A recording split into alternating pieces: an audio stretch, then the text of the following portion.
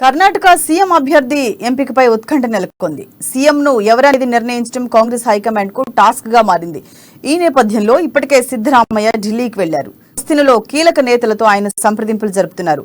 తాజాగా డీకే శివకుమార్ ను కూడా హస్తినకు బయలుదేరారు. కాసేపటి క్రితమే బెంగళూరు నుంచి శివకుమార్ ఢిల్లీకి పయనమయ్యారు. అధిష్టానం నిర్ణయం కోసం ఆయన వేచి చూస్తున్నారు. అటు శివకుమార్ ఇవాళ హస్తినికి వెళ్లే అవకాశాలున్నాయి. ఆయన కూడా అధిష్టానం నిర్ణయమే ఫైనల్ అని తేల్చి చెప్పడంతో కర్ణాటక సీఎం అభ్యర్థి ఎవరనే దానిపై ఉత్కంఠ నెలకొంది. 135 MLAs, all of them with one voice have said that the matter will be left to the High Command. I don't have any single number. I don't have any personal number. Whatever my number is, the Congress number. I had assured Srimati Sonia Gandhi when she appointed me.